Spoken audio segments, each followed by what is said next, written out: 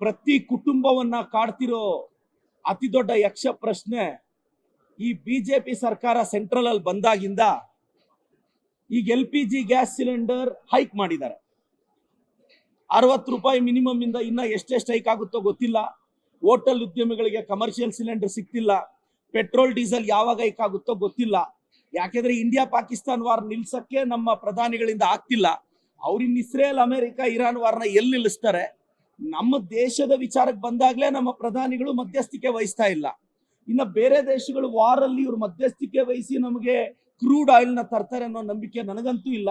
ಇವತ್ತು LPG ಆಗಿದೆ, ನಾಳೆ ಡೀಸೆಲ್ ಆಗುತ್ತೆ, ನಾಳೆ ಪೆಟ್ರೋಲ್ ಆಗುತ್ತೆ, ನಾಳೆ ಪ್ರತಿಯೊಂದು ಎಲೆಕ್ಟ್ರಾನಿಕ್ ಗೂಡ್ಸು ಪ್ರೈಸ್ ಹೈಕ್ ಆಗುತ್ತೆ. ಇಷ್ಟು ಮಾತ್ರಕ್ಕೆ ಬಿಜೆಪಿ ಅವರು ಸೆಂಟ್ರಲ್ ಅಧಿಕಾರಕ್ಕೆ ಬರಬೇಕಾಗಿತ್ತ? ಇವತ್ತು ನರೇಂದ್ರ ಮೋದಿ ಅವರು ಕೇಂದ್ರದಲ್ಲಿ ಬಿಜೆಪಿ ಅವರು ಬಂದಾಗಿಂದ ಬರೀ ಪ್ರೈಸ್ ಹೈಕೆ. ಜನಸಾಮಾನ್ಯರು ಒಂದು ಯೋಚನೆ ಮಾಡಬೇಕು, ನೀವು ಬಿಜೆಪಿಗೆ ಮತ ಕೊಟ್ಟಕ್ಕೆ ಅವ್ರು ಕೊಡ್ತಾ ಇರೋ ನಿಮ್ಮ ಕೃತಜ್ಞತೆ.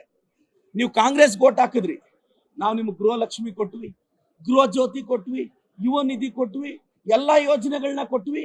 ನೀವು ಬಿಜೆಪಿ ಓಟ್ ಹಾಕಿದ್ದಕ್ಕೆ ಅವ್ರು ಏನ್ ಕೊಡ್ತಿದ್ದಾರೆ? ಸಿಲಿಂಡರ್ ಮೇಲೆ ಪ್ರೈಸ್ ರೈಸ್ ಮಾಡ್ತಾ ಇದ್ದಾರೆ. ಸೊ ಈ ಬಿಜೆಪಿ ದೇಶಕ್ಕೆ ನಾಡಿಗೆ ಮಾರಕ ಅನ್ನೋದು ನನ್ನ ಅಭಿಪ್ರಾಯ ಸರ್.